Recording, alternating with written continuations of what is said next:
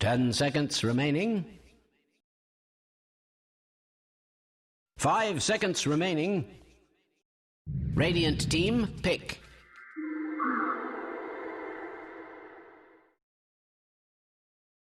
It's actually pretty nuts how that is.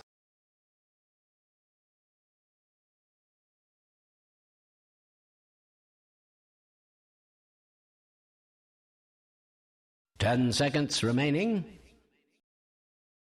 Oh, dude. That was, I think the highlight, one of the highlights of the day for me was that relocate relocate right to the outside of Chrono, or to the right.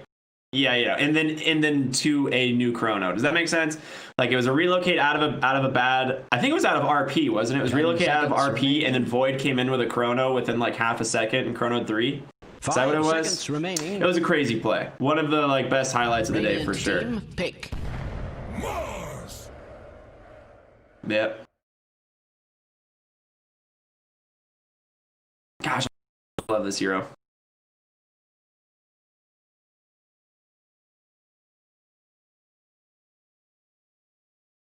10 seconds remaining. 5 seconds remaining.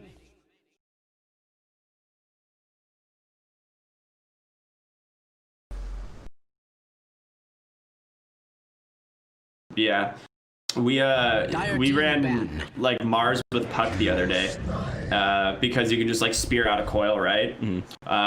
But there was actually one moment where they got speared to the very edge of the coil and hit a tree. And so I had to like chop the tree down and God's rebuke him outside of the coil to snap it.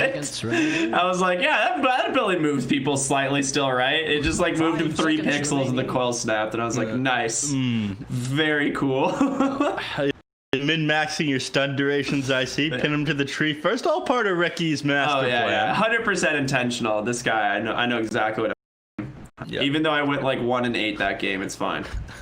There was some joke the other day. Radiant team. I joined some random stack. I ended up making friends with all these people afterwards. I just went boots first on Paul's 4 Mars. Oh, nice. And everyone was laughing at me. We ended up winning, but I like missed every spirit. But first time playing the hero. Then, of course, just a couple days ago, Beastcoast runs Paul's 4 Mars and goes boots first.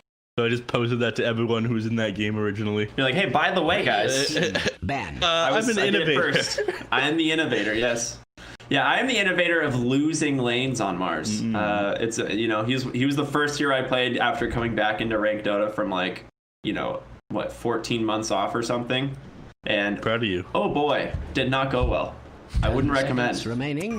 not a good first hero back scenario, let alone in ranked. 5 seconds remaining.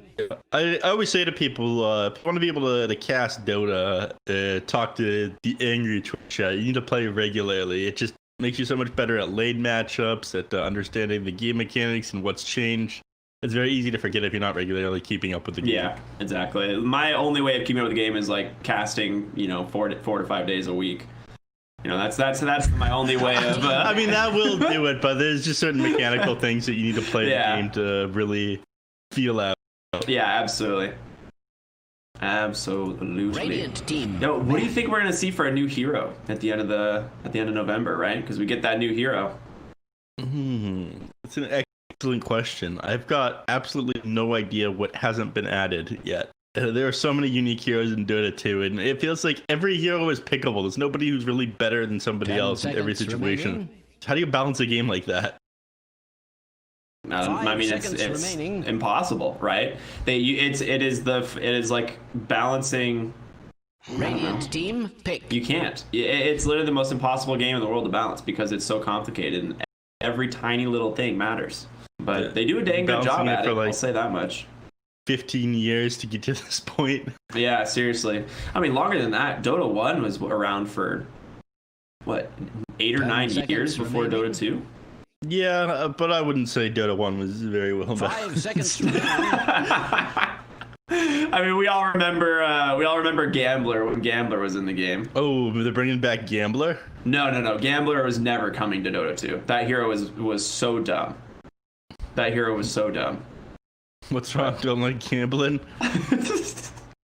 Dude, that hero just like stole your money and then used it to kill people. Like that was just all he did. You just like walk around with no items but like 4,000 gold in your bank and then just nuke someone on a 4-second cooldown for 3k. Actually, wasn't in the game. I didn't play back then when Gambler was a hero, unfortunately. He was very swiftly removed. Dire team pick. Elder Titan. Yeah, the days, man. Some ideas are better than others. When you have Valve tell you that you have a shit idea, yeah, they're like, it's hard nah. to get it through to the game. Yeah, I love the draft so far, though. We haven't really talked too much about the draft. Remaining. Elder Titan Chaos Knight Grimstroke, though, this is a very strong opener, I think, for Beastcoast. These are all beefy boys. Oh, this is the Elder Titan thing I was talking about. I was saying this was. Yeah. I was wondering if you were going to bring that up because this is the same thing you were talking about, whether or not you go the Chaos Knight Ags or not. I'll allow you, since I explained to you, I think, pretty well yesterday. Yeah, so Neff brought this to my attention yesterday. The idea here is if you pick up Chaos Knight's Aghanim Scepter, which was recently changed, previously you would select a hero and it would cast Phantasm on that hero. Now what it does is it casts Phantasm globally and you get an illusion of each hero on your team that you can control. Now the idea is that illusion of Elder Titan still maintains natural order, and you just run it with the Chaos Knight pack and have 100% base armor and magic resist reduction next to the Chaos Knight. So when you reality rift someone, you get that -6 armor, and you just do more than pure damage to pretty much any target you would. Radiant So it's a team pretty insane combination if they decide to go that route, but. It's either way, Elder Titan Chaos Knight is incredibly strong, even without the Aghanim Scepter, I think.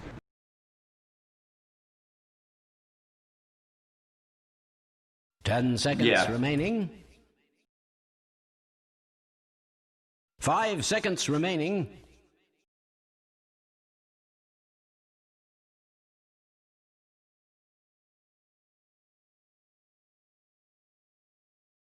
Yeah. Like, I would say with Soulbind, how do you dodge like the sleep into Earth Splitter? Like you just don't. You just don't dodge it. It's an easy setup. Yeah. I do like the fact that they do deny the Lich. They still could pick up like the Doombringer if they wanted, but I think that's a little bit overkill because Timbersaw is still in the game. Oh well, they go the Beastmaster, so that's. Take Timbersaw here, right? Yeah, you have already. You put him mid? Yeah, I would just take Timbersaw, go mid. Or safe lane it, honestly. You could safe lane the Timbersaw into Beastmaster. Yeah, against these heroes, it's just too good now. Remaining. I mean, Leshrack's been banned out. They kind of messed themselves over there on 5 catJAMMERS. seconds remaining. But, you know, Timbersaw still being in the pool. You grab that, then you pair it with maybe another hero with hard, or carry with hard lockdown. Yeah, you need lockdown for sure. Sven would be fine. I don't mind Sven here just like picked up now, to be honest. Troll. Okay, that's a really good lane matchup for Troll though. So I do like this a lot. Ooh, I'm gonna disagree and be the very annoying analyst who throws you under the bus. Do it. Please do. Yeah, I think this. I am in the camp that Troll Warlord is just a bad hero. 10 seconds remaining. I don't think he's a strong carry unless he has a good lane. I think he's one of those niche carries right now that you pick him when there's not many other good safe lane heroes that are gonna like do well in the lane, and then you just pick a Troll and he's an absolute lane dominator compared to some of these other heroes. And against the Beastmaster, he's one of the few heroes that does really well. I think back in the only reason I know this one, safe lane Ember Spirit was something that was picked a lot into Beastmaster. It was one of the better counters in the game before they nerfed a little bit of Ember's kit. But then Troll Warlord was the only other hero as well. So I do like the Troll pickup for that reason. But against the Chaos Knight, a little hard.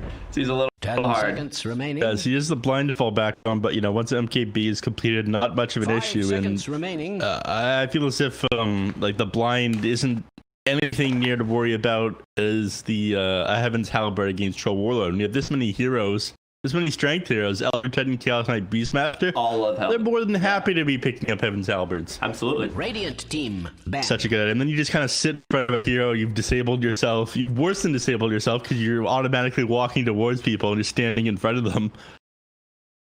Like, go on, hit me sort of thing. Inside your ultimate ability.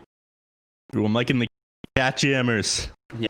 The catJAMMing in chat. You know, I was feeling it before we started, just bobbing my head. I don't know if you noticed that. Oh, yeah, absolutely. You probably look at me half the time during the games, like, weird reactions and a lot of other casters probably would put like the game like their like OBS and software and stuff on their second monitor. Full screened Neff's face. It is just my entire right monitor the entire time we're streaming. This guy I hope you guys realize that I get to see everything that you don't see, and boy is it worth it. This guy was talking to me yesterday about why he needs a third monitor, and now I see why. One is just my face. I'm like, all right, Ricky, this is my setup. I have a huge monitor, like 34 inches that I drag in like 4 corners. I have all like my video stats and my OBS, my Discord, Twitch chat, etc. pulled open here. If you just have my face in one thing, I can see the need, man. I have OBS and Dota on one monitor and then Neff on the other, and it works great. No issues here. Production on point as always.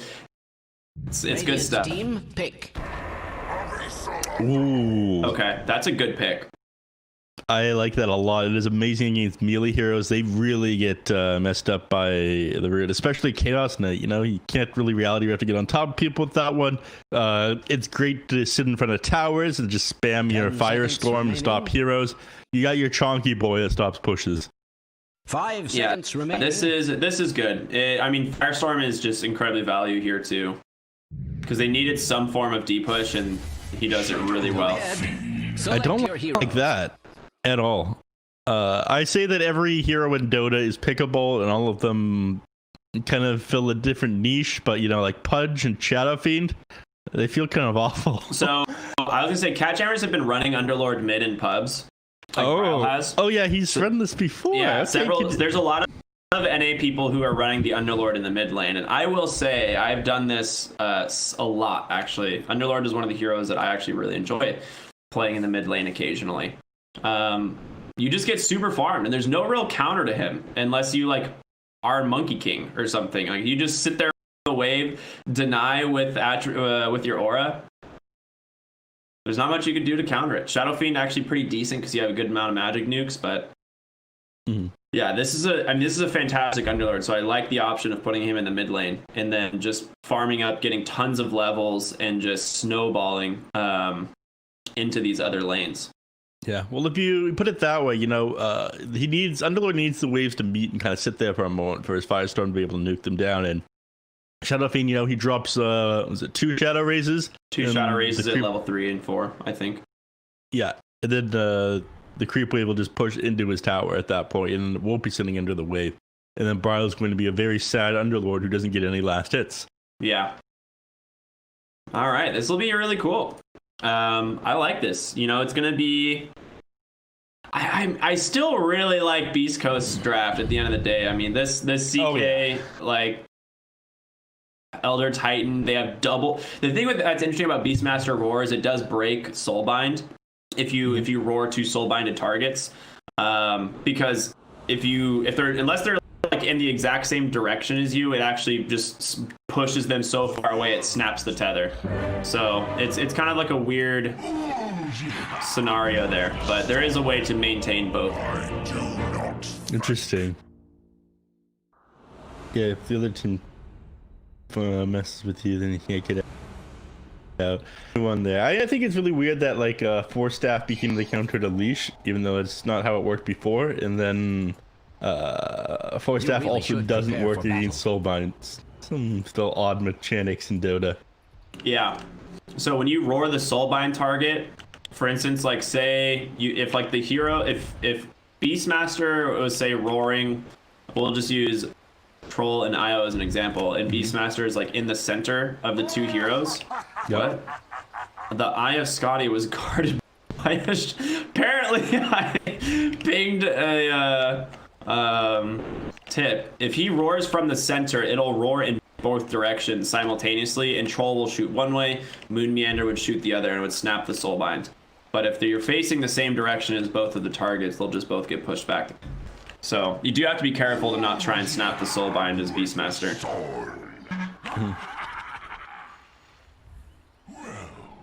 So, yeah, I think they need to be sitting a certain distance apart. I only realized the other day that Primal Roar gives you the 40% movement speed when you actually roar someone, even though it's on the description of the skill.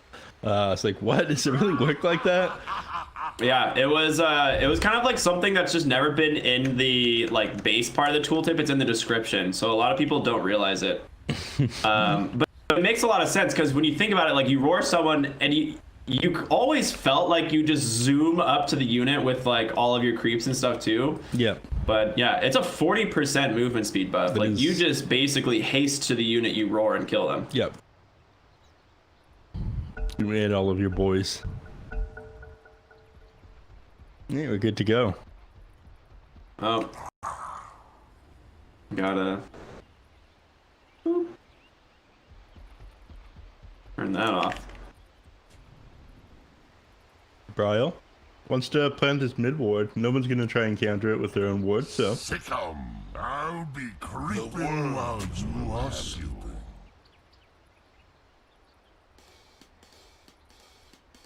See, people have changed up where exactly they put this board right here. Yeah. It used to be a little bit further to the side, but then that would give them vision into these trees here.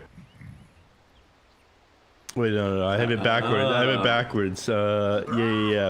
But 30 seconds. Yeah. I have 100% backwards. There's like certain spots where people used to put the wards, and you could like go behind the tower here, or you could go into these trees here, and would reveal that they have a ward and figure out exactly where it is. Yeah, you could stand right here for vision if they have a ward here, and on the dire side, this ward actually you can do the same thing. You can stand on this tree. And you can ping and you can pull tower aggro that way. Oh yeah, it's trees blocking that one. I had to like decide that this ward is on backwards though, unfortunately. So I get to look a little bit silly. I'm one of those like sweaty tryhards in pubs every once in a while where it's like, if I'm a support, I just immediately walk to their mid lane and de-ward them. Man, that's golden XP. It's like it is, dude. It's actually so value every time. I'm like, all right, well, thanks, bye.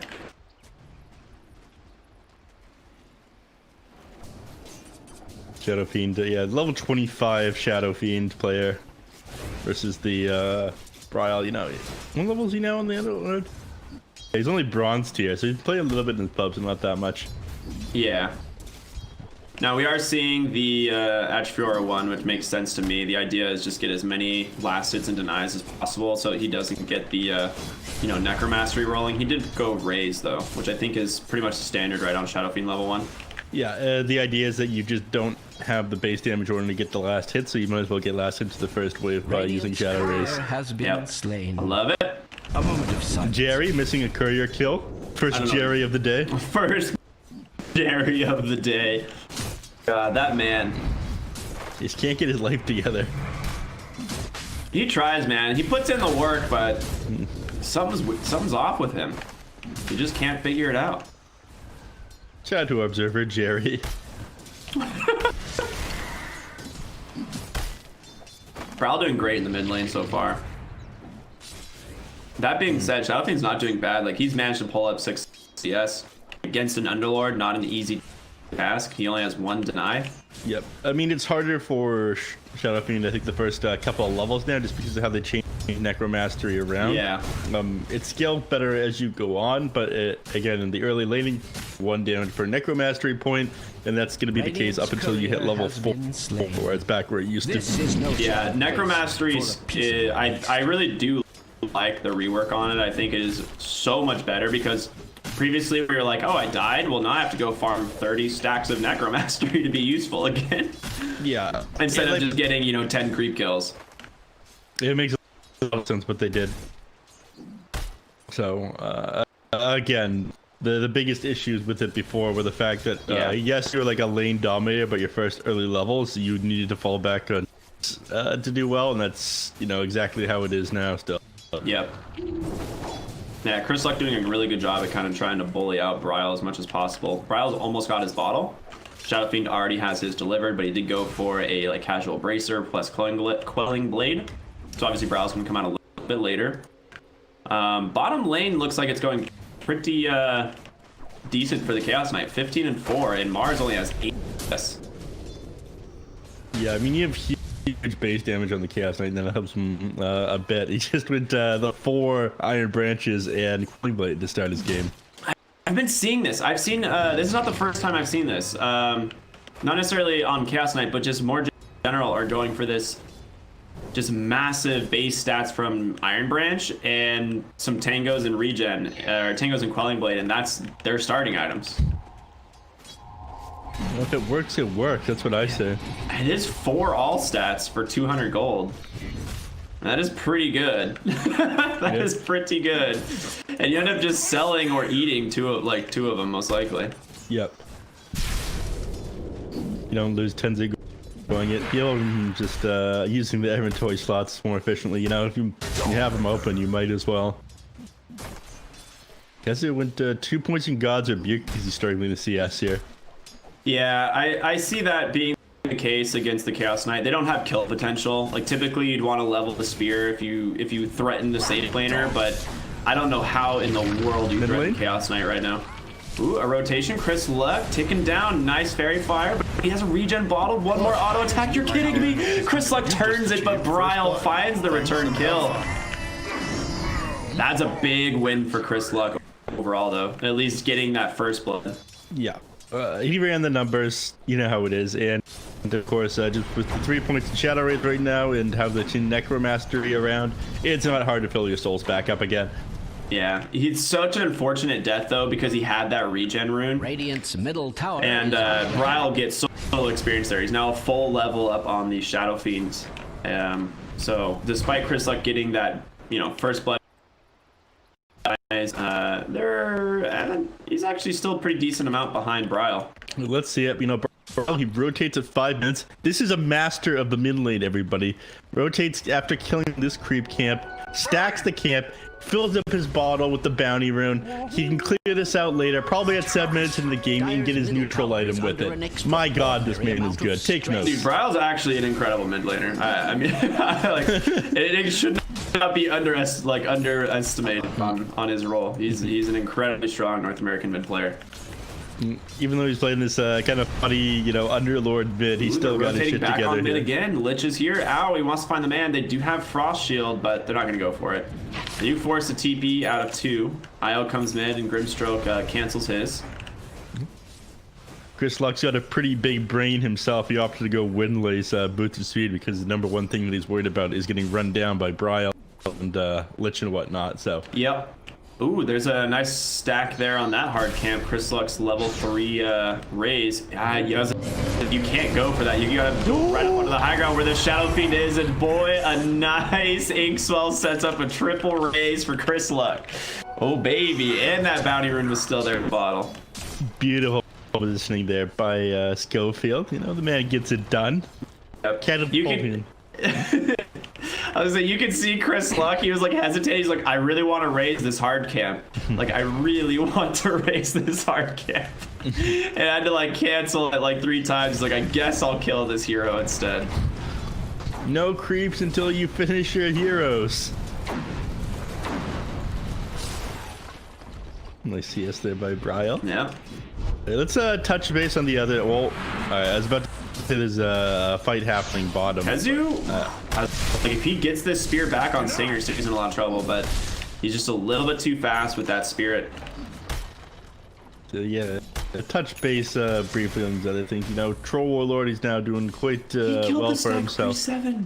Pre-7 minutes, he killed the stack, and he doesn't restack it. Bryle. Okay, you talk this lad up, he at least gets the shovel. Dire's middle tower is under But he attack. definitely killed it pre-7 minutes there. Oh no, Bryle. What are you doing, buddy? He's coming bottom with a haste through, and that's what he's doing. He's ready to go. Gets a courier, drops that level 4 Firestorm, trying to body block up Hector here on the Chaos Knight Spear. Available 1 auto attack. Brile chops him on down. Nicely played there. Is he going to chase after Stinger? He definitely is. He's got 94 bonus damage, up to 122 now. All right, that's a solid rotation from your Underlord. He didn't have time to wait until 7 minutes, or that kill wouldn't have happened. You know, a man who understands his timings. He plays fast Dota. Oh, what does he get? Okay, he got the salve. I was gonna say, you get the bounty rune, you refill the bottle, you game. Top lane. Kill top lane. Jerry was definitely there, didn't miss anything. Ooh, mid lane, Brile's going for the dive, but has to back off. Stinger is here. Bottom lane's a double damage.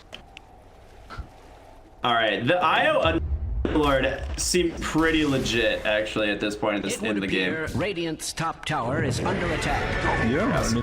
They drops Phantasm. There's a DD Underlord. They're gonna drop that Arena Spirit available if they even want to use it, but it's not necessary. When you have an Underlord hitting for almost 400 damage. Yeah, you know, whack away at the tower a couple times here. Why not? You're in position with all this damage. Oh yeah, he's good. He's quickly buying an Atos and a wand, but yeah, this tower should fall very quickly because that overcharge is available. Under attack. Has that Click it, Brile. Click it. Oh, that's what we like to see here. That's some chonking right there, dude. Structures are cunningly fortified.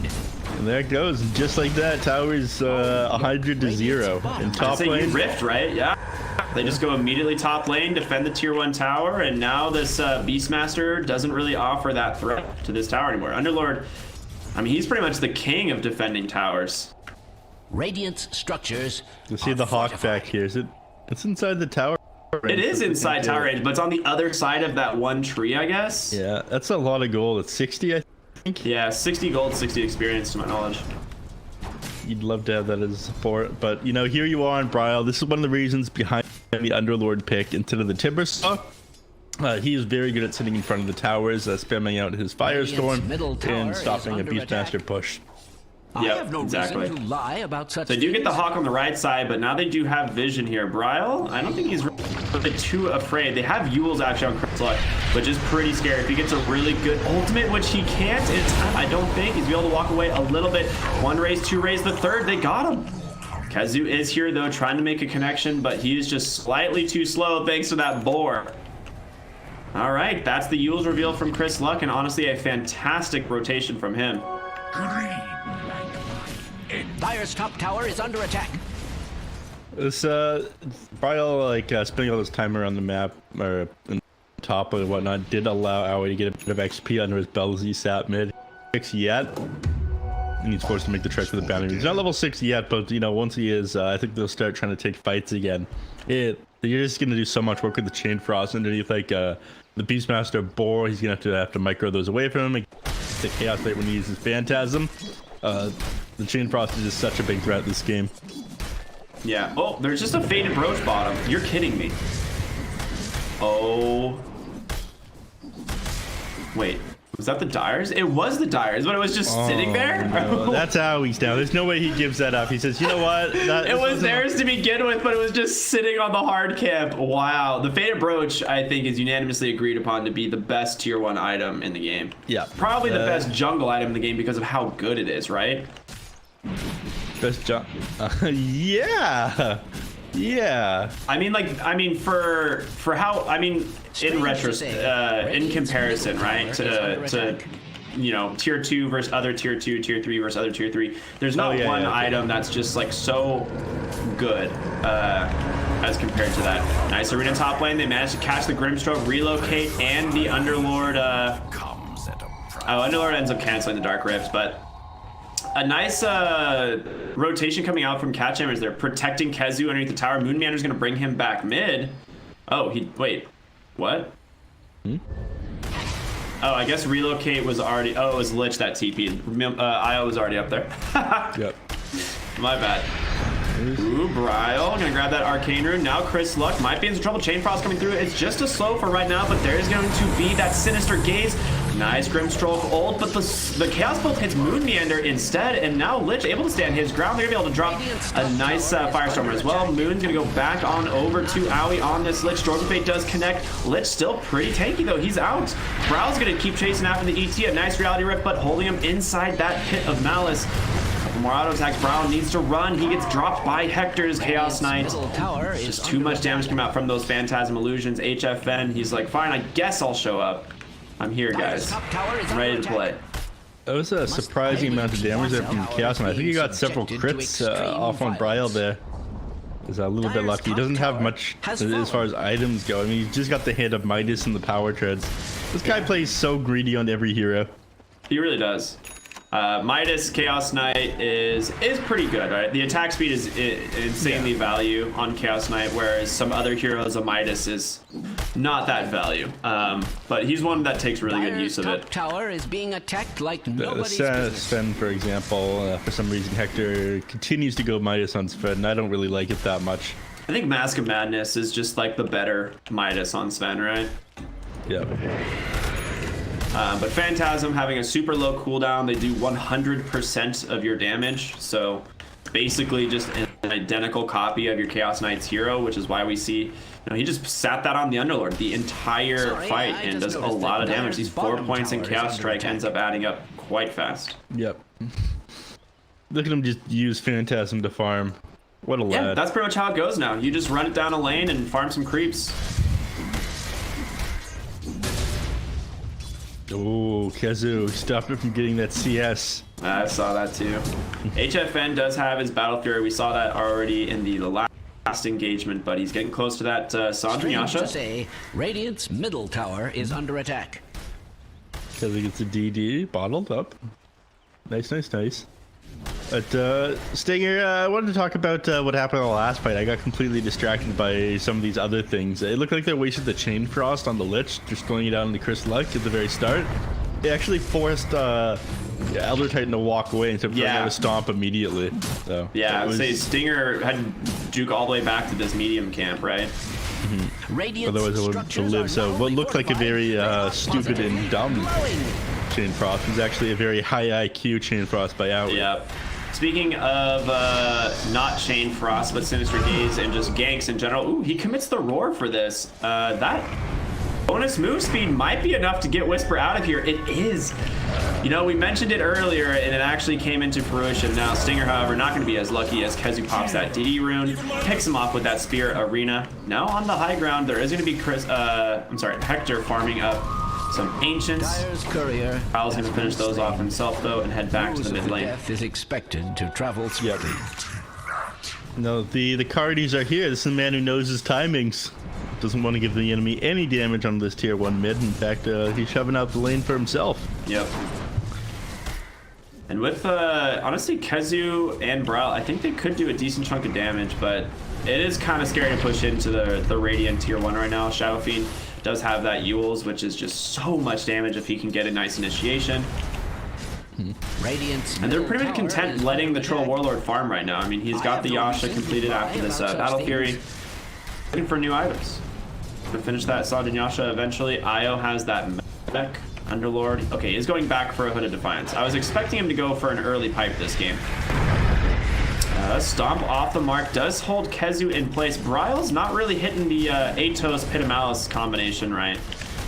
So he's having some struggles there. Does get that Necro Creep though. A lot of gold.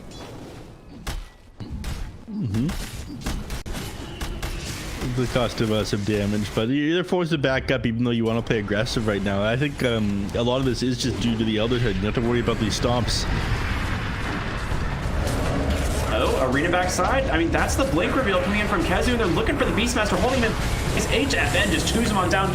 Earth Splitter does not do much of anything, and this is the Troll Warlord's first appearance into this game, and honestly, a really powerful one, as they are going to be able to jump on forward on Kezu, looking for that spear. Doesn't connect, but Lich getting close. There's a Sinister Gaze. They got the Firestorm. In comes Troll Warlord, disarmed for the moment by that Halberd, but he does not care for that much longer as Hector dove under the tower. That's a quick 4.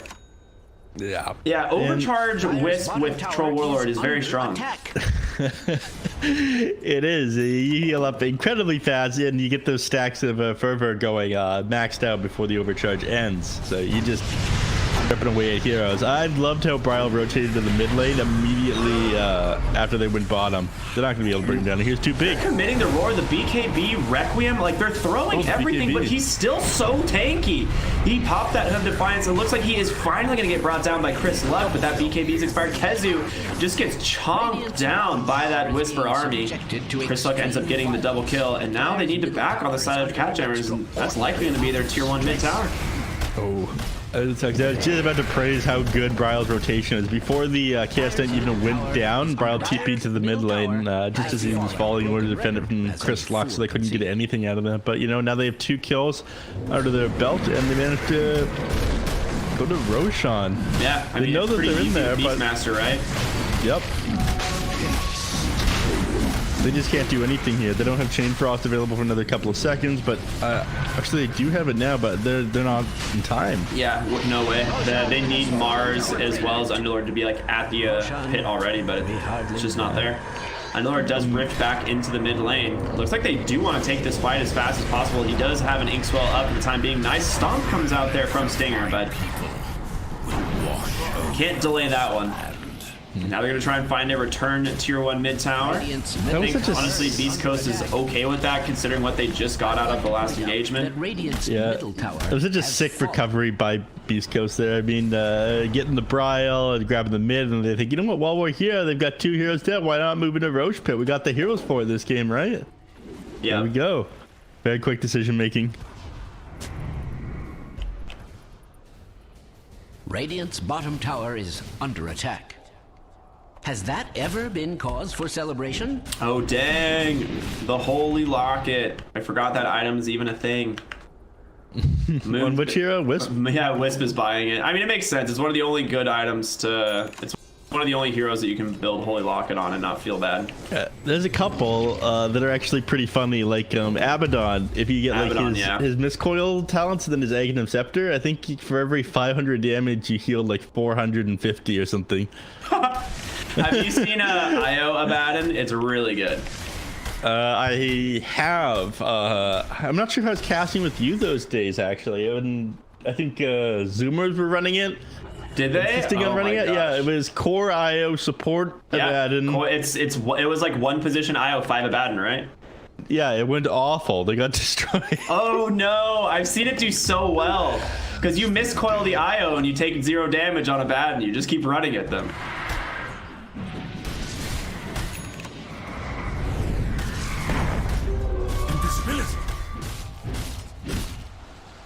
Together right now. You know, Troll Warlord and IO is down here by the Grimstroke and the Chaos Knight.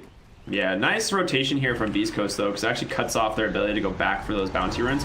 Mid lane, Yules, and he misses the Requiem timing. He's gonna have to pop BKB, and he does. Now, HFN doing a lot of damage on the Troll Warlord, looking for Stinger now, hits him with those whirling axes, has the Frost Shield as well to try and slow him down. Kezu's just dead, went in way too deep. They didn't even have to commit the roar for this, and now HFN might be in some trouble as the roar comes out. Chain Frost as well. He's silenced. Troll doesn't get the battle trance off, and they lose the Lich as well. Reality Rift on over to Bryle, has to pop that Dark Rift himself, and he's going to be able to make it back to the base. But, oh, Lord, that is not the fight you want to take, and Moon Meander...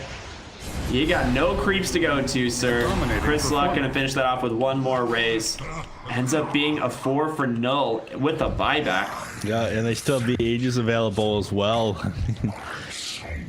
Hector, he's got no mana, so he doesn't get to posture too far forward right now. And of course, Bryle is going to be able to spam with his waves with the fire wave. One of the reasons why he was picked up. They do the aggressive fortify because the catapult's here, but I feel like that was a little bit of a waste.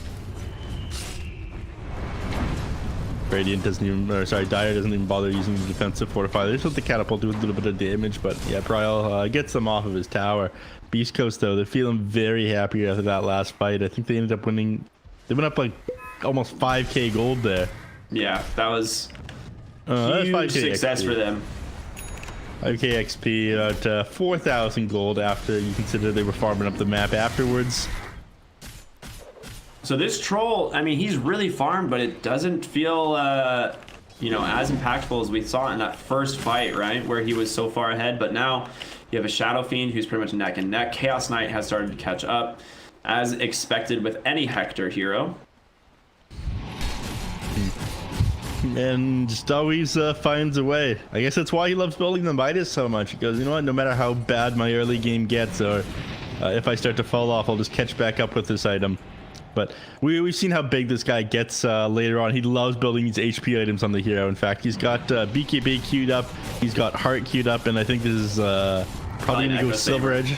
Yeah, Echo Saber, Silver Edge is what I would guess. Tower is being attacked After that, they'll probably go like a Scotty or something. This guy always ends with like 5,000, 6,000 HP when he plays Chaos Knight. Oh yeah, it's honestly the most fun build. I was actually going to talk about how KheZu has had probably one of the worst games he's had in a while, as he now gets passed by Schofield and Net Worth. Schofield does have the Philosopher's Stone, the good old money orb, but he's been involved in 7 or 8 kills technically, and has done a good job at, you know, just finding farm where he can. He's got the Yule's Aether Lens, while KheZu's just sitting on a Blink Dagger, you know? Yep. I mean, he did amazing work with that Blink Dagger at that one fight they took the mid lane by the Radiant Tower, but after that, you know, not much has happened for him. Top lane, the tier 1 tower is still up on the Radiant side, so HFN's happily shoving this lane in, but I don't think they're gonna be able to get anything from it. I don't mean it's too dangerous to push that tower right now, because you guaranteed have to almost push use your BKB to take it. Because they can just Yule's Requiem you, so you have to like BKB preemptively now that you have a blink on the Shadow Fiend. Yeah, the Yule's Requiem you, and they've set up with these Echo Stomps. It's a huge defensive ability. Has fallen. If that's all right, Underlord at least gets the creep wave and that Necro book, but yeah, it's all Beastcoast right now, man. They're up to 8,000 gold lead. Like this game was very close. I think up until that one fight we saw, and then suddenly Beastcoast are just catapulting themselves in net worth above the side of catJAMMERS, and it doesn't seem to be slowing all that much. I really like the build from Whisper here. This 4 staff. After the Necro 3, queuing up that Vlad's. It's just all auras, all team fight, man. That's what they want to play around. It's interesting how they adapt their builds in each game. I feel like if they were doing a bit better in the earlier game, he would have had the Vlad's first, but he opted to go with 4 staff just because they were losing some of these team fights, and it's really working for them. It's really good against Underlord, right? You have to be able to get outside of that Pit of Malice and that Firestorm. It's also really good against Troll Warlord. Mid lane, Hector gets found, but they just drop the BKB, and now you just got 2 heroes stuck. The double Chaos Bolt comes out. HFN gets reloaded in to try and offer some emotional support for his friends, but that's about all he gets out of it. Now, Brile, I mean, he's just keeping on going. Chrisluck goes in. There's the Blink, the Requiem, the BKB from HFN, though. Just going to turn it around. HFN's got to be kind of careful though. He's going in real deep. 1v4. There's the roar. It was held the whole time. That Chain Frost gets pulled all the way away from his team, and now you've lost Brile. You've lost your Troll Warlord, and Aoi is on the run. Do they have detection? Ownage. Somewhere. That was an interesting one. I'm not sure how that happened exactly. While Troll Warlord, I think he got like a dozen auto attacks off on the Shadow Fiend. Not a single one landed a net onto him. BKB. You can't net through BKB anymore. Oh, I didn't realize you couldn't anymore. Yeah, that was one of the biggest changes. That's why a lot of people itemize for Basher now, because it was one of the biggest baits. Is like you wait for Troll to battle trance, and then you just pop BKB and run him away from his team because he can't net you. So that was like one of the biggest nerfs to his hero in a while. Okay, so then I was just right. Troll is a bad hero. Yeah, exactly. That's my takeaway. But yeah, that's the thing. Like Chrisluck's BKB just drags that Troll Warlord, and the thing is HFN didn't even use the battle trance. He just gets pulled all the way forward because he's chasing after Chrisluck, and then they just roar him in the middle of 4 people. And that 4 staff from Beastmaster was super values. He just pulled that Chain Frost all the way off the side of his team, essentially nullifying it. And there's no way catJAMMERS can reinitiate at that point. You know, they've already dropped the arena. Mars and, I mean, Underlord was dead. Mars had like nothing really left. It's feeling kind of hopeless right now. HFM getting shut down in these team fights. You know, you're starting to get more and more net worth here on Chris Luck. He almost has his hard completed. Needs another, what is this, 1,200 gold for it. But bringing him down is going to feel impossible after he has it. Yeah. I mean, he can do it with the Basher on HFN, technically. Like, once you have Basher on Troll, you can actually 100 to 0 any hero in Dota. But the thing is you have to be able to just chain stun him down. And if he doesn't get the opportunity to do that, I don't know what's gonna happen. Like, you just get roared by Beastmaster, I'm pretty sure.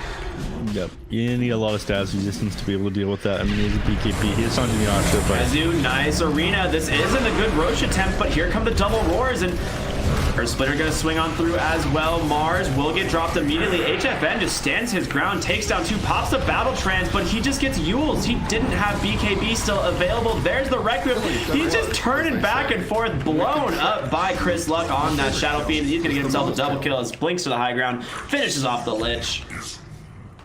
I love auto-pathing on Battle Trance. Did you watch HFN's hero there? Yep. He just walked back and forth and back and forth. He's just like, just going like back and forth, just like stuck in the corner here, just not really sure what to do. I love it when my ultimate ability just disables my own hero for 6.5 seconds. That's your ult. You're just disabled. Hey, get an Aghanim Scepter and disable your allied heroes instead. Yeah. You know, I had that happen in one of my pubs when somebody insisted on running support troll warlord. It's I was playing carry and he was awful the entire game. And towards the end, he's like, no, it's fine. I've got Aghanim Scepter. He uses it on me and just fucking disables me, and then we lose. Yeah. That's happened to me before. I played mid Underlord in a game. I had Guardian Greaves, Pipe, Radiance, and Kaya Yasha.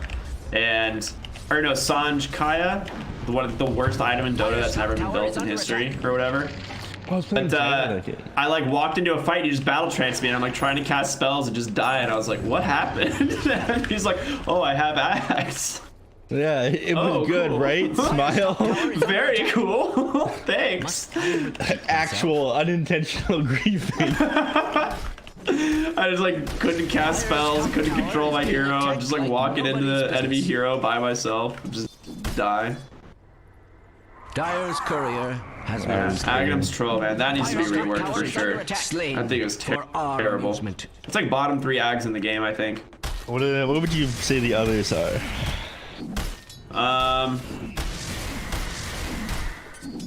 Trying to think of the obvious ones. There was someone's that yesterday I was talking about being terrible, but I don't remember. Oh, Schofield, what a gamer! He almost got it. That was so close. Did you see him at the top rune there? Dire's bottom tower I missed that.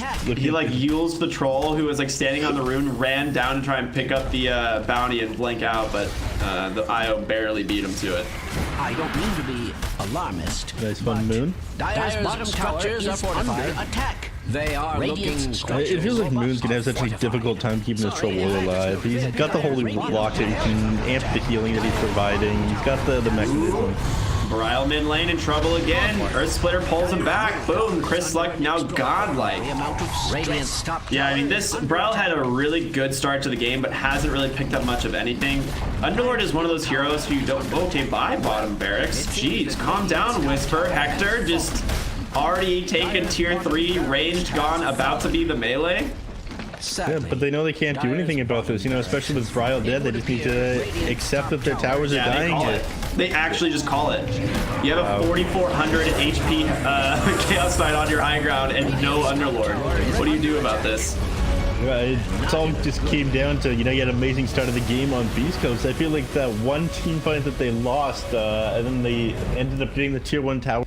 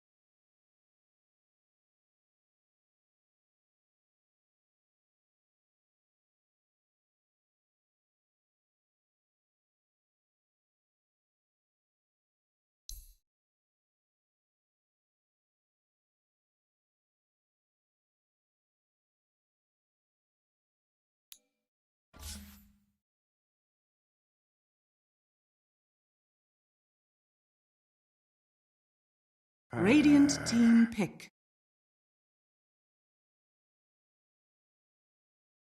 Somebody who's going to be pretty solid no matter what happens.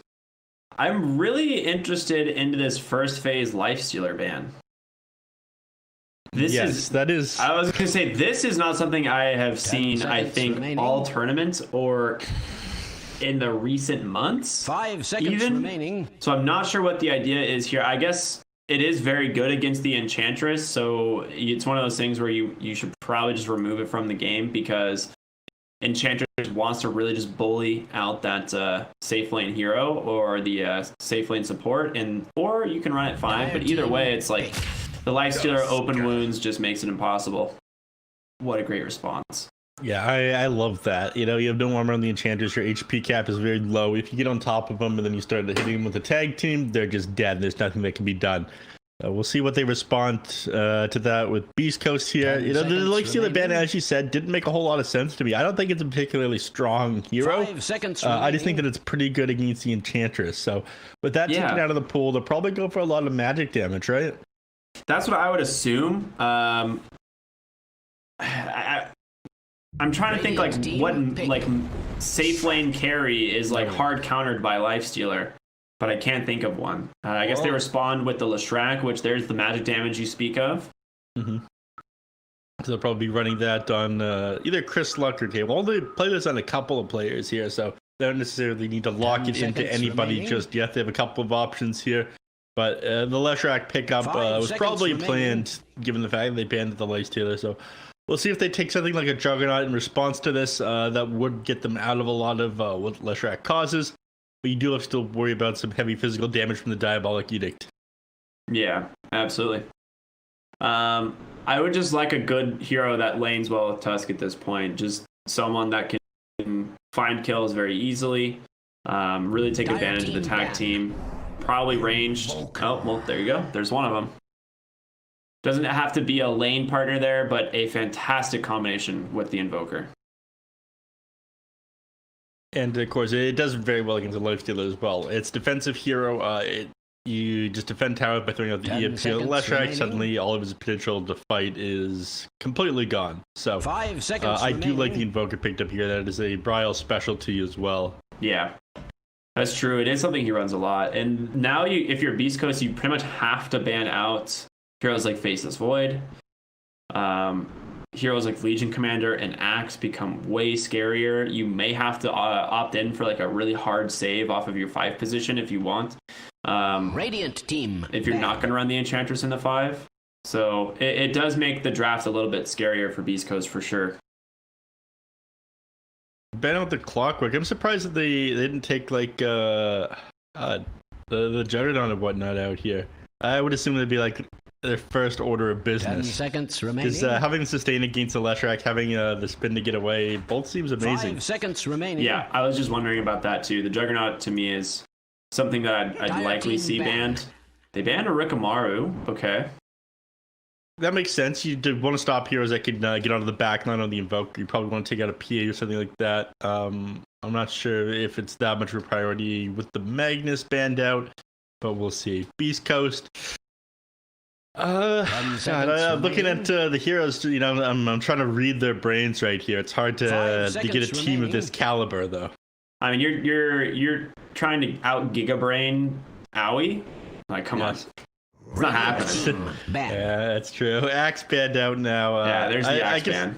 Heroes with hard lockdown and jump onto the back line. It looks like they're trying to get rid of on Beastcoast. Anything that can stop them from blowing up the Leshrac. I mean, if you get on him with the Clockwork, you get on him with like Axe, Blade Mail, Blink Call, he dies pretty quickly.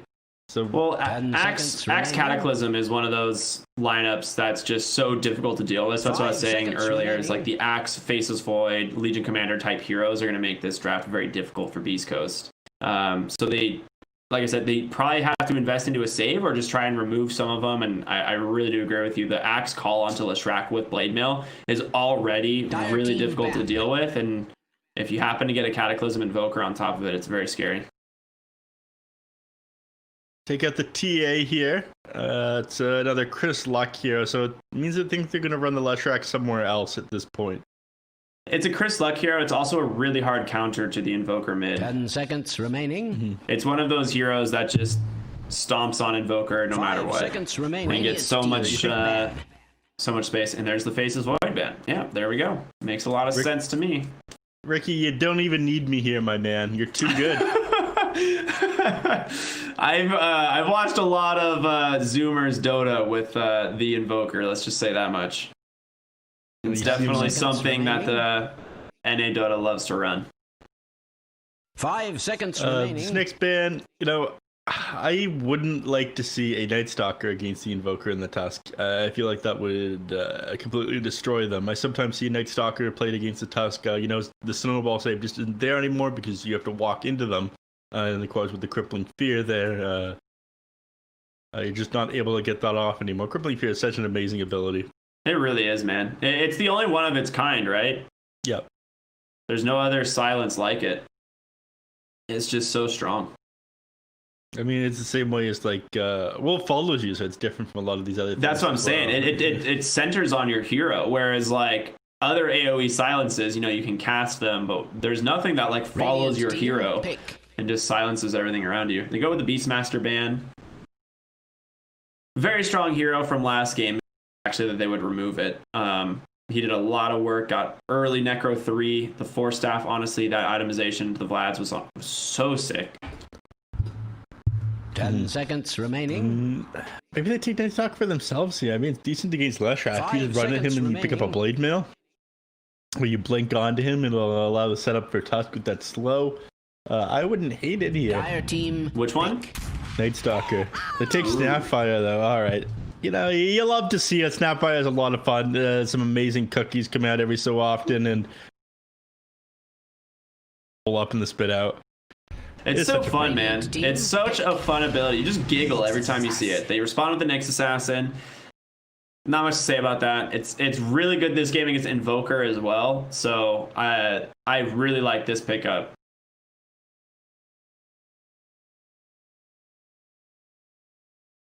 Ten seconds remaining. Yeah, it 5 does. seconds remaining. Oh yeah, I went mid Nyx in Turbo and went I just rushed like right click items. I'm pretty sure. 10. And you got that 100 agility talent. It was great. They respond with Chen. Okay. Dang. Yeah, this is the first time I've seen it in a while, but this is... That means we're dealing with Kezu on Snapfire, right? Yeah. 5 seconds It probably means Kezu on Snapfire. Yeah, Kezu Snapfire with Aoi Chen. I mean, Aoi is a fantastic Chen player. But you have a lot of push now on the catJAMMERS lineup. Like, this team comes online very early. Mm-hmm. It does. You want to be able to scale the late game, though. And, even though you're playing this early game lineup, playing that into the Leshrac, the Nyx Assassin can feel pretty scary. So, Beastcoast, I think that they just call their bluff here on catJAMMERS and they go forward and pick some early game heroes themselves and try to run them over. They don't have a lot of catch on catJAMMERS besides the Tusk. Oh, I guess you have Walrus Punch, which is just impossible to split push against. I was gonna say maybe you could go for a split pushing lineup here instead of trying to fight them, because right now they don't have a lot of good wave clear to deal with Chen besides throwing Leshrac's body at them, and you really can't afford to do that. So they either need something that offers like good wave clear. Okay, I was like in front lines, which that's gonna do it. There's your wave clear in front line, I suppose. That's probably going to be Hector on the Bristleback, I was right? say that's Hector's hero, right? You see him run the Bristleback as well. Yeah. No, I wouldn't. 10 seconds. I would say, you know what? Let's go Wisp, boys. Let's go. But they've got the 5 Nyx Assassin seconds Enchantress remaining. already. So Dude, I think mid Wisp Nyx. Do it. Run into Invoker. You heard it here first, Max everybody. that mana burn. Max the mana burn. Put him against the Invoker. Don't do it. Don't do it. It's terrible. You'll lose every game. First, don't do it. You'll lose every single game. I'm curious what they put with this Bristleback to round out the last of this draft, though. They could put the Bristleback in the middle. I've seen that done before as well. Yeah, I was like, you can run it mid. Which against Invoker is actually not that bad, but now you're in a scenario where if you're this Invoker, you definitely... I mean, you go Quas-Wex Quas-Wex with Spirit Vessel this game, like, for sure. It's just way too good. Oh, yeah. Like Bristleback has no mana to deal with the EMP. Mm-hmm. He's not going to ban CK. Yeah, CK removed from the pool. It's an okay hero here. They're going to need something... 10 I'd say, you know what, remaining. pick a hero with break or something, but maybe just pick up a natural Silver Edge carrier up against the Bristleback. You're going to need some break.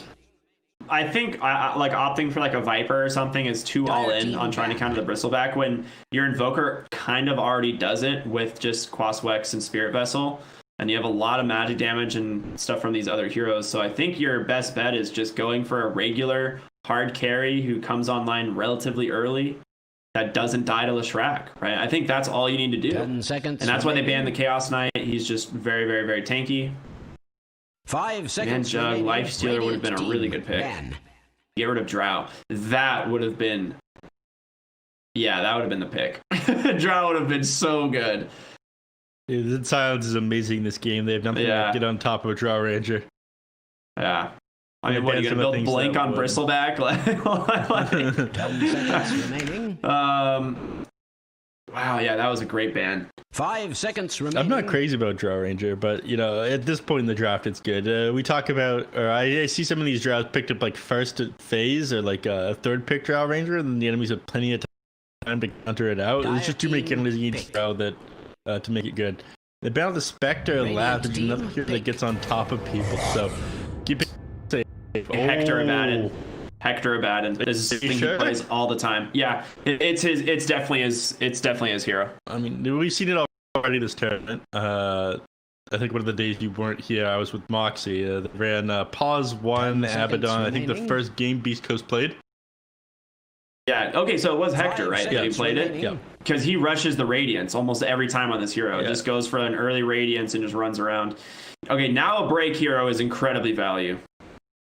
Yeah. If you can disable his passive, and of course you can disable the... You can disable the ult if you silence someone, you can't ult. Yeah. So you could go for the Silver Edge builder, or you can go for the Viper, and it might just be I think it is just offlane Bristleback. And they're gonna pick the Anti-Mage because it's a AM Dota. Yeah, I was gonna say the only other hero that makes sense to me would be Anti-Mage because you know it's a Bristleback now, and they're gonna take Chris Luck mid. Okay, Whisper into the offlane Leshrac. Kazu's on the Snapfire, Brawl on the Invoker. I mean, overall, I really like catJAMMERS lanes. I don't think their lanes are that bad. Mm-hmm. Fan on the Anti-Mage, you know, you love to see it. A lot of the time, Anti-Mage isn't that fun, but up against the Bristleback in the laning phase, you're probably going to see him start with an Orb of Venom, just trying to click heroes down. It is so fun to watch. Well, he's going against the Leshrac. They're moving Bristleback to the mid lane. Oh, yeah. Yeah, Chris Luck on the Bristleback. So they're definitely going to run Bristleback mid, Leshrac in the offlane, which makes sense. You can't put Bristleback in AM's lane. It is unplayable. Your hero is absolutely useless. So my wonder is if they're going to put Anti-Mage mid, but you can't side lane a core Invoker. So I think we are just going to see standard lanes coming out from catJAMMERS here. Yep. All right, fair enough. You know, Beastcoast, they brained him there. Huh. But yeah, the Whisper on the Leshrac makes a lot of sense. I'm liking it, but you know, with Aoi in the game on the Chen, is your team going to come online fast enough on the side of Beastcoast to stop some of this early aggression? I feel like at the probably like the 25 to 28 minute mark, they're going to be so much stronger on catJAMMERS here. I'm not sure Beastcoast is going to be able to handle it. It really a lot of it comes down to Hector's Abaddon, right? On what build he goes and his timing if he does to go for the Radiance. Because if he gets that Radiance at like 18 to 20, which we've seen before, I actually don't know how you stop Beastcoast because you have this Bristleback, Leshrac, Abaddon cores who are just going to be borderline unstoppable if they're just grouped up. So we'll make a bet on it then. You I don't want to like bet. Beastcoast. Well, bet one Monster Energy beverage, sir. Ooh, I'm down to bet as many Monster Energy beverages as possible. So, My guess is if Beastcoast hasn't taken Arax by, I would say, I would give him 27 minutes. If Beastcoast hasn't taken Arax by 27 minutes, this is catJAMMERS game for sure. We got Master Chief on my Monster Energy. Or sorry, John Halo. I love John Halo.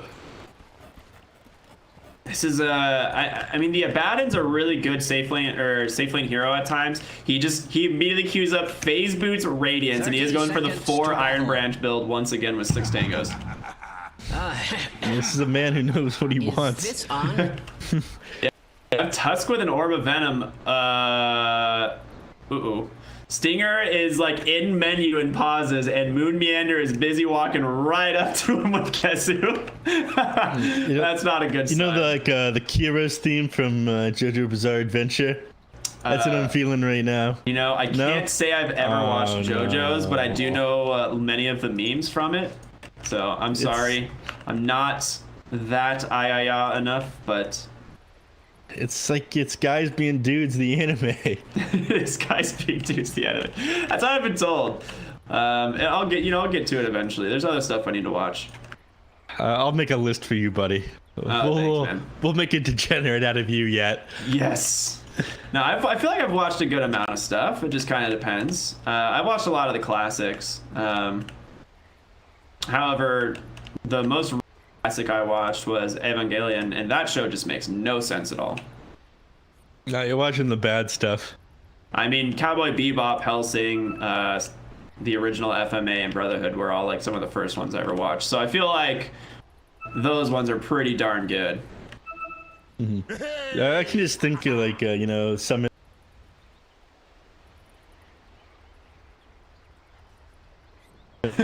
Jesus Christ. Like, hey, we really appreciate you guys casting the tournament. You've done a great job, but we found a couple replacements, so enjoy the rest of your days off. Yikes. Yeah, you hate to see it. Yeah, it happens, man.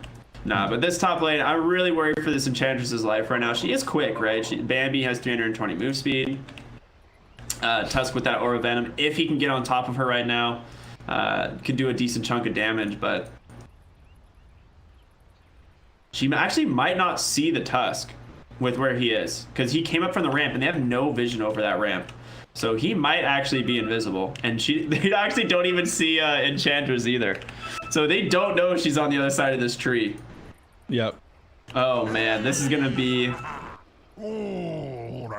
blood for the blood gods. Let's see. Let's see what happens, where these heroes go. Oh god! I guess they're gonna go and sell for Hector, but a lot of harassment damage coming out now. Even making the rotation over. Chris Luck is here now. Nice enchant. There's gonna be the vicious nasal goo, and this is gonna go first blood, I believe, back the other way, as there's no way to outrun this 4 stacks of the goo. This is it. The battle begins. Yeah, they're just gonna give it to Hector, right? Boom, baby. You've just achieved first blood. You know, the bad part now is you club goo first in order to get that kill. The good part is, you know, K1 Hector, he's got 280 gold here. He's well on his way to his first item. I feel like his builds are a little bit outdated. This patch, it feels a little bit too fast for you to be able to warrant going Radiance, but he's done it in several different games and it's gone pretty well for him. Yeah. I think he's the only one who still runs Radiant Spectre. Yeah, he is actually. I've seen that a few times. A nice rotation to top lane. Aoi just sneaks on in onto the side there, but that enchant will be able to give them the space that they need to stop that extra damage from tag team, and they're gonna go and send Chen bottom now. Which Fen actually opted to go first point into Blink Strike. He doesn't have that mana break. He doesn't have an Orb of Venom, so instead of the Chad anti-mage right on the reality, see the ooh, I need to hit me some creeps and get a gold advantage before I can fight. Yeah. Hate to see it, you know. I hate to see it. You really do. Mid lane, Invoker having a bit of an advantage here. Well, Chris Luck has a bunch of denies under his belt, but you know he has been forced to go nasal too. Doesn't have that extra CSing ability, the Quill Spray at level 1. Yeah. So he does have it now, so it will be a little bit easier. But 5 and 3 versus 2 and 2, a really good start in general. Oh, all right. Never mind. He just got like every last hit when I wasn't looking. Yep. He did. Well, he missed one. Bryle did deny a ranged creep, but yeah, he had a double wave pushing into the tower and managed to get most of them under the tower. Bottom lane, they're chasing after the Enchantress. That cookie on forward, plus that tag team. Couple more auto attacks. She does pop the Fairy Fire, able to walk away. That Curse of Avernus is going to snap on the Snapfire here. Moon Meander trying to get to the courier, but it's not fast enough. Hector turns his attention back and protects his... What courier does he have? Oh, Row! I love this courier. Oh, it's Throw. Dang it. I knew it was something like that. I have 6 of those, I'm pretty sure. The dragon? Throw the EG courier, the woodland. I don't know what this is. Deer almost with a dragon face. Throw, just like evil geniuses. The team. Yes. Yes. Hector just getting clapped on top lane, and Kezi's gonna find that last hit. Just ran out of mana. Nothing left for Aphotic Shield. Enchantress was too busy grabbing herself a Centaur Conqueror in the jungle. Needed another 4-legged friend. Yep, these abilities do a lot of damage together. These heroes with the tag team, you get on top of them, close that distance, have the stun to get closer to them as well with the Fire Snap cookie. Yeah, you love to see it. Here we go again. Unfortunately, you don't have mana for tag team, so here's the punish. Yeah. Might have been a little bit of a miscommunication there. Cookie's him away though, so he's gonna be fine. Ooh, I said he was gonna be fine. He almost died to that reapplication of that Aphotic Shield. Yeah, 15 inch. You know, he ran the numbers. Moon Meander, massive brained gamer. True.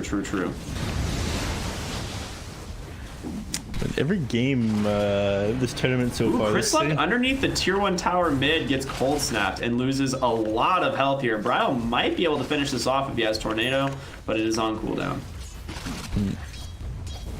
He does have Bottle on Chris Luck though. Plus a Fairy Fire. Yeah, you cannot tank any more of these Quill Sprays. You're up to 5 stacks. Yeah, I'd say it's a pretty good trade for Bryle, though. He's going to get the value regen out of this one, of course, having the multiple points into Quas. He's healing 13 HP a reset, HP a second. He's got a Tango, 10 stick charges. He's laughing right now at this Bristleback. I'd say he'll pop that stick and be very happy. A ward gets dropped on the high ground here. Moon Meander will actually scout Schofield. The 4-minute power rune is top. He does get the tornado. The EMP will actually find tag team there as well. Chris Luck goes down. A fantastic snipe there from Moon and Bryle. Top lane's a regen. It's going to go to Stinger. So unfortunate for the Invoker, but either way, very happy about finding the kill. Stinger getting that regen is pretty nice though, but you know, Bristleback, he needs to have a good early game, and Bryle, any of these earlier levels, so he can just, you know, burn even more mana from the Bristleback with the EMP, he's going to be happy about. You can actually slow his game down so much. You have most of his mana pool in one EMP now with the 250 mana burned, and he has 339 max mana. Yeah. I legitimately guessed. I was like, I'm pretty sure it's around 380. He has 375. Nice. No! Owie fed the most important lane creep. Dang it. He had just gotten the Troll High Priest, which is like the most lane-winning creep. Jerry, meanwhile, missing a kill in the top lane. That guy, I swear. To the impurities. Jerry, out late drinking last night. If I don't think he slept yet. I'm pretty sure he's still running off fumes. Was he casting the SEA games as well? Yeah, I think so. Summit's gotta let him rest, man. But I was gonna say, he grabbed the Troll High Priest on Chen, which for those of you who don't know, gives an AoE mana regen aura plus 15 health per second healing on the cast. So it's just the most lane sustaining creep you can get. Yeah, the aura is pretty amazing. There was a time where it was a little bit better on Doom. I think that was when Scorched Earth was a bit stronger. Now I think you'd rather have like the aura of the Hadouken creep. Yeah, I think for Doom early levels, until you can eat the Satyr Tormentor, you definitely just go for the High Priest every time. Because it's so much regen, so much mana, you don't have to worry about, you know, having to fairy mangoes or get a clarity. I mean, Got an aura. Ghost is pretty good as well. The 1.5 second slow, he just get auto attacks off. Yeah, that's true. Mid lane. Bryle's got a double damage rune. Here comes the Tornado EMP. Moon Meander underneath the tower, pops that tag team. They even throw, they even drop it with the Mortimer Kisses. Does end up canceling it. Bryle underneath the tower gets stunned up and brought down. A little bit unfortunate for him, he didn't manage to get rid of that tower aggro. 4 heroes from catJAMMERS come to the mid lane, help to push it in with this catapult. We saw this yesterday from this team, did we not? Yep. They made this exact same rotation, 6-minute mark, every single time. Yeah, you know, when they got their catapults up, they go for these 5-minute runes or the power runes, and they push alongside the catapult. It is just everything times together so nicely. They're very coordinated on catJAMMERS. I always get run down. You need to TP out as soon as you should have just TP'd immediately. I think they were baiting it though. As now Bryle's back to Tornado, the EMP, the cold snap. EMP's not going to actually connect, but Owie is still baiting, and Chris Luck's like, yeah, I'll take this. That's fine. I'll take that bait. Gets the kill, but how is this worth it, sir? You're dead twice in a row. Your TP's going to be on cooldown when you get back up. You've lost your tower. You have nothing left, Chris Luck. Oh, man. Owie is laughing all the way to the bank right now, dude. He is just so happy about that. He's like, you know, he's just dangling that carrot, you know, above the bristleback. He's like, come on. You know you want it. Who's a good Chris Luck? Oh no! Yeah, that's actually that's a disaster in every way for Chris Luck, because not only does it slow his game down dramatically, but like you said, they lose the tower anyway, and now you just have all this extra space in the lanes. Dire's middle tower is under attack. Chris Luck just comes back mid and loses every single point of mana. Very nice. He's having an awful game this game. I mean, last time he popped off on Shadow Fiend, but he was set up for a horrible game here, having to play against the anti-mage Evoker on Bristleback. Nice. Jerry caught the end of it. Well played. Well played. I feel like Chris Luck was set up for failure this game. Last time, it's like he was probably like, okay, I have last pick. Give me SF. SF was great here, and he had an amazing game. This game, you know, they threw Chris Luck under the bus on Beastcoast. Yeah. Ooh, HFN with the Mask of Madness build. Okay, I really am a big fan of the Mask of Madness and build. I don't know if you've seen this recently, but I think it's sick. I have seen it. I think it's good sometimes when you have a Magnus on your team. Really? Okay. I've seen it in most games where you don't have like another hero to help you farm. It's just sustain, you jungle very quickly, and you just disassemble later to like Satanic, right? I mean, you call it sustain, but you know, he popped the Mask of Madness there. He lost 8 armor, and I think he came out with less HP from that. Yeah, but he killed it way faster, and still has about the same HP now. I don't know about this one. We'll see, we'll see. I'm not convinced about it without Magnus on your team. I have seen it own, though. Yeah, I think I've seen Gunner and a few other people run it in pubs and had like amazing recoveries on anti-mages.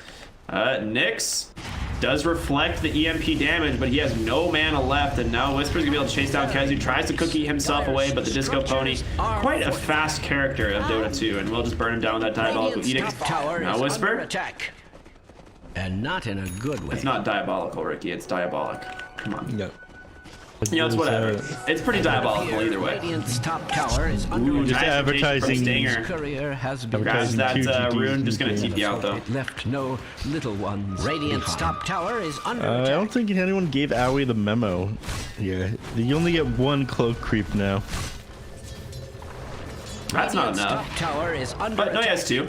There's 2 there. And not I in said a good you way. get. Oh, yeah, you can stack only now. get the stack once. Yeah. Yeah. Yeah. He's got 2 for some reason here. No, he's just feeling it. Ooh, nice net to the top lane. Anti-mage blink in 1. Well played. Radiant's Unable to get the bottom latch tower there is on the being Abaddon. subjected to extreme Abaddon is quite good violence. against anti-mage.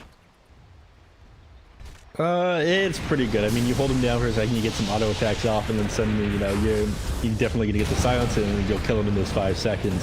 Massive bait mid lane to get Bryle there. Nice kill. Mortimer Kisses, however, coming in, gonna find a return onto Whisper as he burns down to Moon, Meander, and Kezu. Yeah, he was just being baited by Chris Luck there on the bristleback. He just dives on in, gets rooted up, or stunned up rather, by the Vendetta Nyx Assassin in top lane. Hector gets his tower. Has fallen. Surely that was intentional. Hector's getting too farmed, and now Chris Luck has recovered very well on the bristleback after a couple kills. Did get that Hood of Defiance as well, and he's just trying to farm up jungle cramps. Yeah, the Code of Defiance is super important at the moment. A lot of what they're doing to him is the magical damage. Moon chases Chris Luck out of the jungle, trying to slow down his farm a little bit. Bottom lane, Whisper gets gone on here. Tornado EMP, the cold snap, loses a good chunk of mana, but they have to get on top of him with Moon. Split Earth comes out, does connect. Can he outrun this though? Snowball in, Walrus Punch followed up by that cookie. Well played. Good rotation from catJAMMERS. I was just about to say, I feel like they need to get another objective here. Chris Luck coming on in. Owie just needs to TP. Oh, he is super dead. Has Hand of God available. What a shards block coming out there from the Tusk. That was sick. Yep. And he's gone, man. Moon Mana, yeah, he's the man with it all. And Schofield, he's the man with no mana. 100% They out. have the damage to kill Chris Luck here. They do put a good ice wall down, but he's going to start stacking up these quills. Kezu just trying to get away, and Chris Luck, he's just going to keep chasing. Growl can maybe offer some support, but another beautiful shards block from this Tusk snowballs his way over to the next assassin, just blown apart by that Walrus Punch, and now Moon Meander finally might go down. One more quill, pops a wand, healed up by the urn. The cookie comes out from Kezu.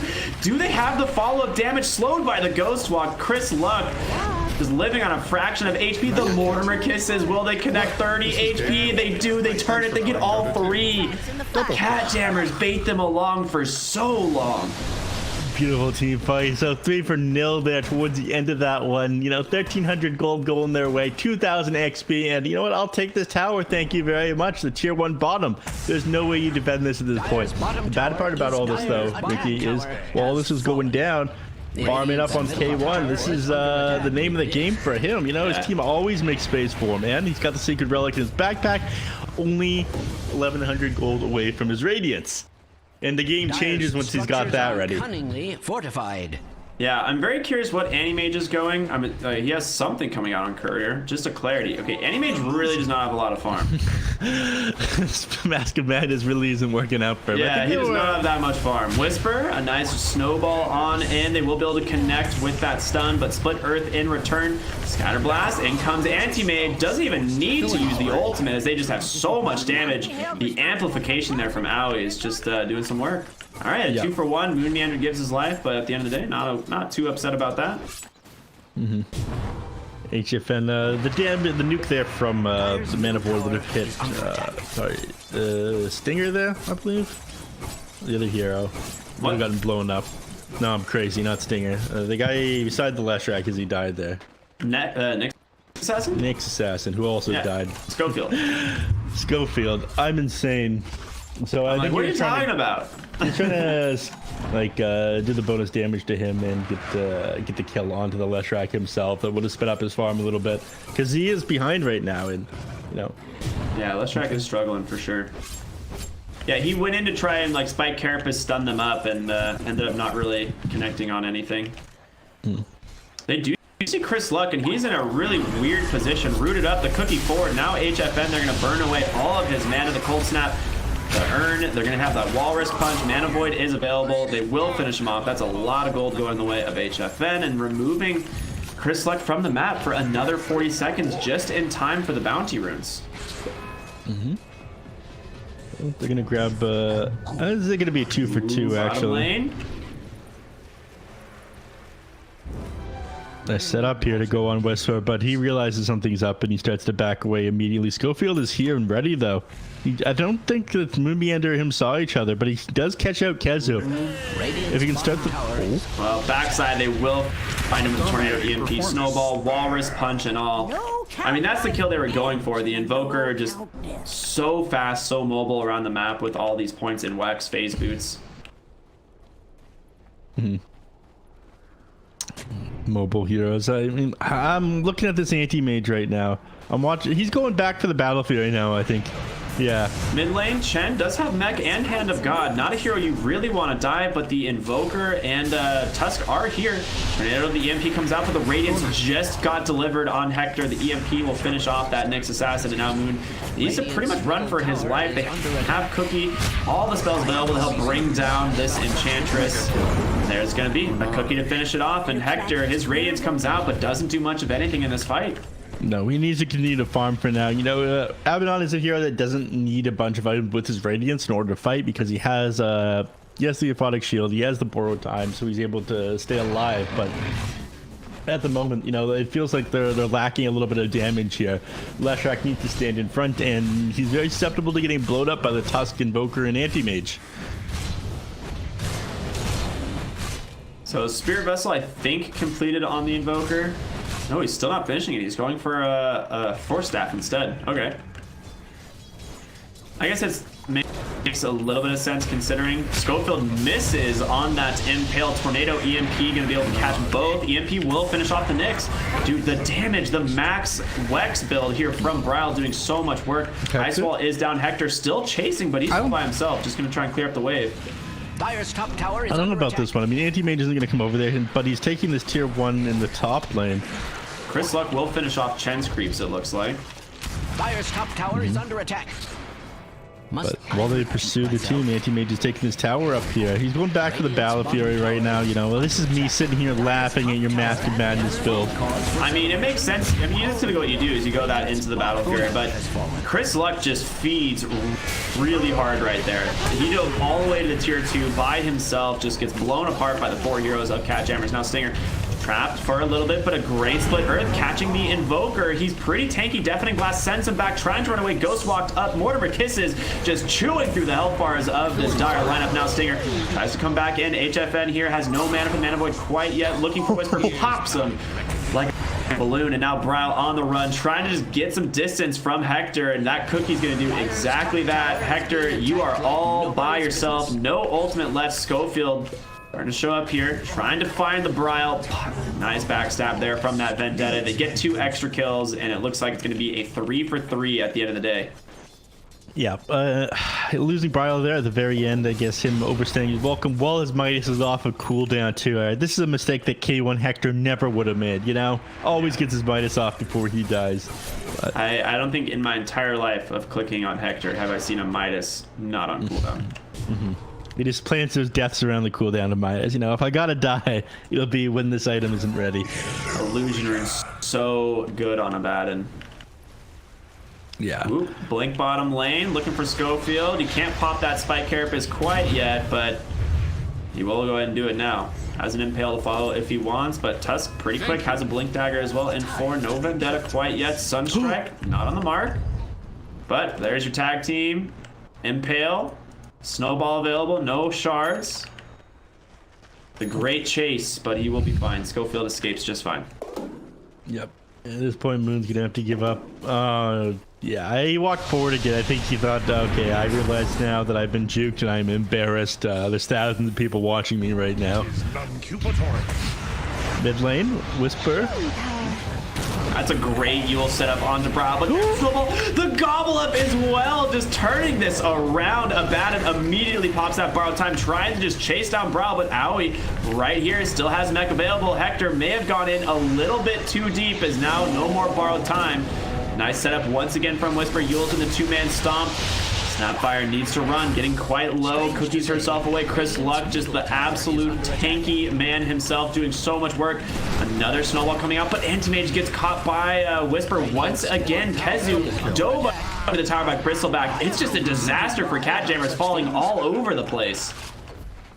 The start of that fight, it looked like a great counter initiation by catJAMMERS, but you know, Moonmeander, I feel as if he held them in that snowball a little bit too long, and they should have disengaged right away. Yeah, that and the Anti-Mage wasn't there right away. If the Anti-Mage was there on that Gobble Up and like burns all of Leshrac's mana or something and pops a Mana Void, then you know, that fight's totally different. But without having any like reinitiation there with that, it just felt kind of weak. Yeah, these drawn-out fights, you know, especially with the Radiance, you're happy to take. And right now, you're having trouble staying on a target. And Anti-Mage, he wants to put up and be elsewhere on the map and farm, taking advantage of having this Massive Madness Battle Fury. Yeah. I mean, this is the timing we talked about, right? Beastcoast, once they get to 20 minutes, all three of these cores, Leshrac, Bristleback, and Abaddon, are all incredibly strong. Arguably the strongest heroes on the map altogether. Nice gobble up snipe there coming out from the Snapfire. But AWP main, right? What? AWP main? Yeah, for sure. For sure. Can we get you know, some aimbot an aimbot check please on Kenzo, you guys? Thank you very much. I'm sure he's got a back ban after that one. Everyone's farming together here on the side of Beastcoast. At this point, your EMPs are falling off. You know, these heroes have higher mana now. Bristleback, he has a decent mana gain for a strength hero, 2.8 per level. Yeah, he also has a Vamp Fangs, which is borderline. Oh, best God. you can get on a Bristleback. I don't know if you saw that, but Vamp Fangs is just the dream on this hero. Yeah. They nerfed it a little bit. I think like one of the main reasons was because of the Bristleback. Like spell life deal is so ridiculous on a couple people. I mean, Voodoo Mask is in the game now, and that gives you a little bit, but it's not enough to warrant a free inventory slot. But if we're talking like a neutral item slot, definitely these Vamp Fangs are worth having. Yeah. It was basically like, oh, I get half my level 25 talent for actually back then it was more than half your 25 talent for free, right? Yeah. I want to say it was like 10% spell life still at one point, which was ridiculous. Radiant's middle tower is. Don't mind if I Scooby-Dooby-Doo, as they say. Anti-Mage might be in trouble top. No, he's going to be fine. Continuing farming Schofield, just providing some useful vision as he just backstabs that Anti-Mage for half of his HP. Very nice. Gobble up mid lane. Stinger might be in trouble. The Sunstrike, can they finish him off? 130 health, but those Enchantress Spirit's going to be more than enough to heal her up. No, that's very funny. Hector, he's so so against using the spells on Abaddon to help out his allies. He saw that too. Yeah. Enchantress like 60 HP, he Aphotic shields himself, and he's like, all right, bye. He's like very hesitantly at the end used the miscoil on channel. I guess I could give you this. all right, if I have to. Dire's top tower is under attack. Ooh, they saw Schofield actually. They are going to go ahead and drop a sentry here, I believe. Trying to find him. Wait a minute. Oh my gosh, they missed. Dire's top tower is being attacked. Did not guess correctly. Business. You go back up to where they have the sentries and try and find this pesky it's gonna work. Nyx assassin. They do see him now. They do see him now. He just did a miss. What? Oh, a miss up on the shards there, but it doesn't really matter all that much. They're going to be able to get the kill easily. Fun little fact on that one for everybody watching. Oh, I'm going to stop myself short because the tower's being ripped apart at bottom. No time for fun facts. Yeah, fun facts. Not in this game, sir. It's all business here. Moon tries to go in and I think realizes his Walrus Punch was on cooldown, but there's a great gobble up on the backside, and Leshrac's the target that they want. The mana completely gone, but Anti-Mage silenced up by the Abaddon's Curse of Avernus. Nice cooking forward. Can he get on top of Whisper to get this huge mana void? 1,400 mana currently missing from this hero, but it looks like he's just going to go ahead, cut the wave instead. HFN has better objectives at this point.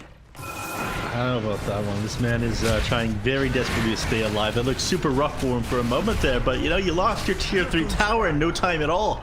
Chryslug lost his Aegis, and they have no creep waves coming, so this push is not happening. Another cookie forward. He still has BKB as well. Beastcoast could dive the base. Oh, they have a creep mid-wave. They have a whole mid-wave, and that's going to disable that backdoor protection here. Whisper will Yules himself for the time being. The snowball not going to be there, but a massive Mortimer Kisses, and the shards holding them in place. They finish off the Leshrac. Chryslug uses that BKB, just trying to make space for them to get on top of this barracks. The Anti-Mage, I guess, finally coming back to this fight. Bristleback might be in trouble. Glimmer caped up. He will be able to make some space away. Schofield not going to be as lucky. Anti-Mage finally comes back in, pops that mantle, but the Impaled Cookie as well, stunning up this Bristleback. They has no mana left. Anti-Mage, he's got to leave. There's There's your Walrus Punch, finishing off that pesky bug. Deafening Blast, trying to make some space, but it's not going to hit on the Hector Abaddon there. And now Snowball once again just going back and forth. They're trying to keep this melee barracks alive as long as possible, but the side of Beastcoast just won't die. They're so dang tanky. Everything that they try here is just not panning out. And HFN, yes, he does have a Mana Void available, but is Bristleback the hero you want to use it on?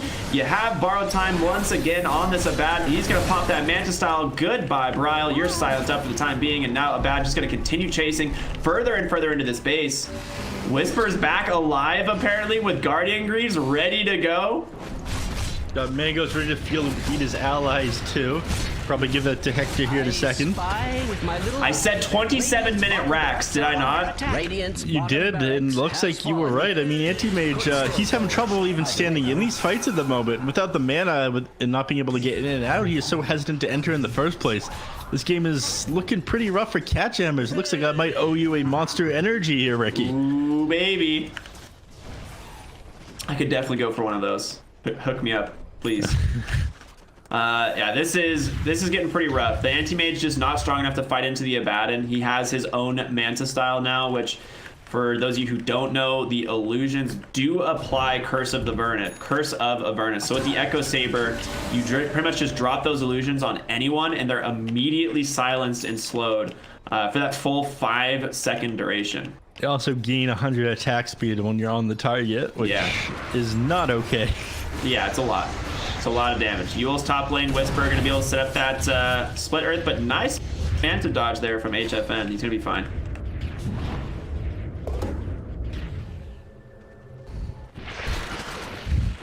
Quickening Charm drop. I mean, that's pretty good for Leshrac, right? I mean, he could hold on to the net, but I think Leshrac is pretty happy with that.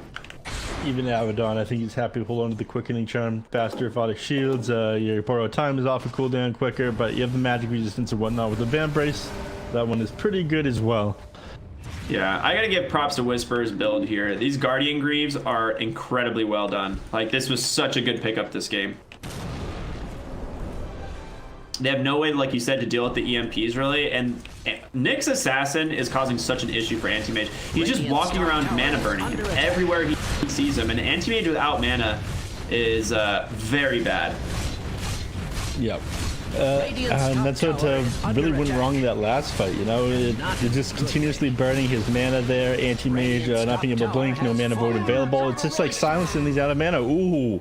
That was a stupid game. They immediately smoked back at the base after he tried to go on the Anti-Mage, and they just chased him down, blink forward. They hit him with that nice Dust, Tornado, EMP bottom. Will not have to catch anyone, but HFN goes in anyway. Sir, you got to be very careful. One more auto attack, you get silenced. He's going to be able to survive for the time being. Stinger soaking up a lot of damage, keeping himself alive with those Nature's Attendants and that Glimmer Cape. Tusk cooking into his base, but no snowball available. We'll go ahead and pop that Walrus Punch, actually allowing those Curse of Avernus stacks to fall off.